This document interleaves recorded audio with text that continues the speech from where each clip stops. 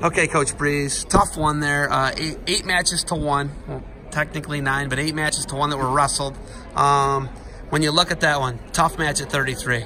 They get out of the gate, they survive with one. Your guy, Lukowski, comes after him. He almost gets takedown there at the end. He's surging on him, right? 41, I thought the lead competed at 41. Yeah, absolutely. He likes to slip off. He's a big reversal man. Yeah. When you look at that, though, like, you competed at those 2 matches. Then you get pinned in a couple. 57, obviously, the highlight of the duel for you guys. Yep. But a lot of those matches, it was pace. It was pace. And if you get those guys in the deep waters, it feels like you guys can win the match. What's your overall assessment of what happened tonight? I mean, those guys are tough to compete against. Obviously, they're good, so wrestling good people is tough in and of itself, but they're wily. Like, there's a reason they're good and ranked the way they are, because they find ways to win matches. It's not always pretty. They're a team you have to start fast on because they're really, really good at controlling the match late in the match. Whether we have the better pace or not, and I certainly felt like we did, they had done the work they needed to in the first period. We had to go chase them. And so that's what's got to change for us, is we need to have pace but not have to chase points, be in the match. And so, I mean, overall, I thought our effort was really good, and it's like, sincerely good effort. Like, I felt awful about how we performed on Monday. Nothing against Wheeling Jesuit. We performed very poorly. We wrestled very good tonight and just made some huge mistakes. 84 like match-changing mistakes. 84 and 97. Yeah. I mean, Palzer's hitting bully doubles. The guy's got no answer to any of it. I mean, he's scoring at will, right? Yeah. He could have just kept doing it, posting arms, like literally youth moves, like my 1-year-old Thomas does. Not kidding, like, and he's so explosive. Yep. And then he kind of stops wrestling. He has a lapse. Yep. Dreggy. He's got the guy cradled and pins himself. Yep. How do you fix those mistakes? I think a little bit of it is consistency in the room. At times, we're even in the room, our better guys are putting on, you know, the big parachute and coasting through a couple things, and we need to stop doing that. We need to put guys specifically in their individuals in places they're really not comfortable. We're not a scrambly team. We just aren't. You know, hopefully a little bit of my PA-ness will eventually wear off and we'll get a little bit more scrambly, but most of our guys are very good, straight line, right side up. We just aren't comfortable in those positions, and it was a lack of awareness. So, you know, part of it is you avoid those positions like the plague, but part of it is knowing when you're beat and knowing how to get out of it as well. I mean, and so that really hurt us. But it doesn't change the way we were wrestling before that happened. I mean, and that's why we wrestle regular season dual meets. I'm not going to be as positive about this if it happens at the regional tournament, but right now, we wrestle these matches to figure out what we're doing wrong, to try and beat really good teams and really good guys. We got about 2/3 of the puzzle figured out, and it's a good sign, because once we get to regionals, it's a crapshoot anyway. Everyone's close, everyone's tight. We got to be better at staying in our positions and finish where we can. But I mean, it's odd. I told them in the room, and I think they kind of thought I might have been a little bit crazy too. This is the best effort collectively we've had all season. We won a lot of matches early because we were the more talented guys, but I don't think our effort was as good.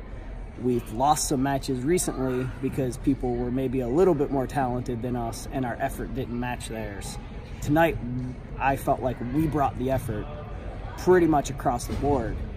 We just made some huge mistakes, like huge ones. Not the little ones where you give up a point, the huge ones where you've dug yourself a hole you can't get out of. I mean, 49, 65, 70, or 84, 97. Yeah.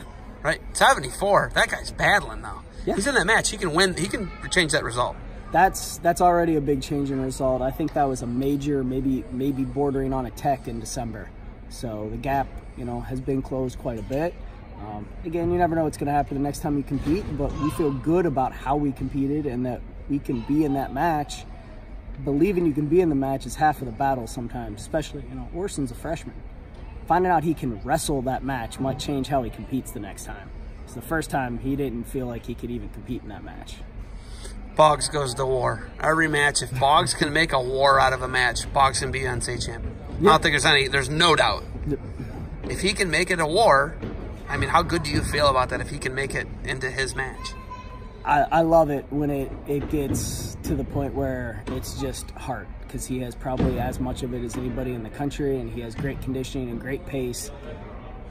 He's gone through spurts this year where he's wrestled matches too slow and too one-dimensional, and guys have stuck around with him, and he won on heart anyway.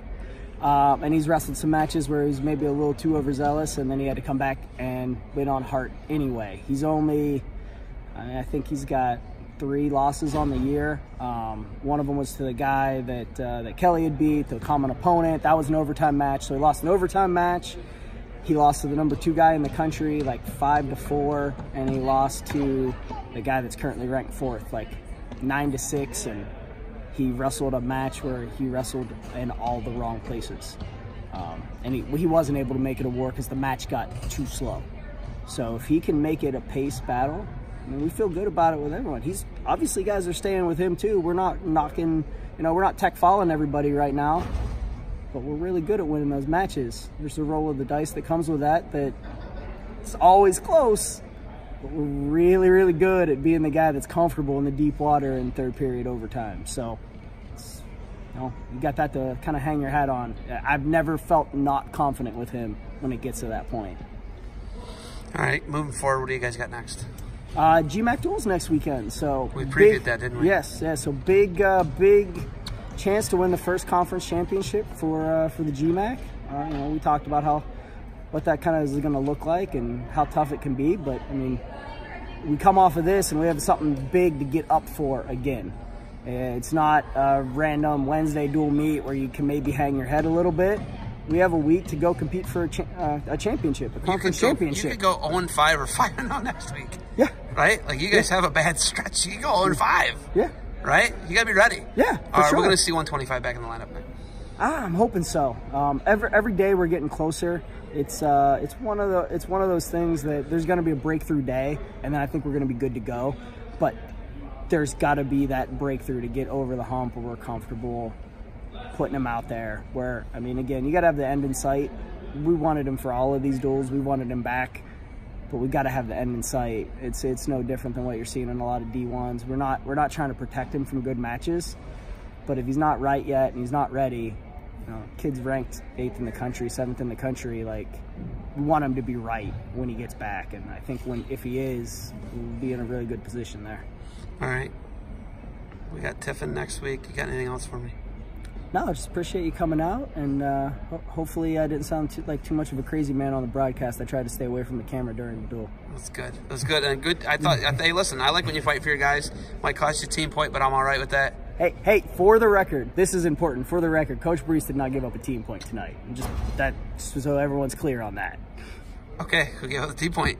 That was at 97. That was. I got it. Okay. Yeah. All right. Hey, thanks for the time. We'll see you at the GMAC. All right. All right. Sounds good.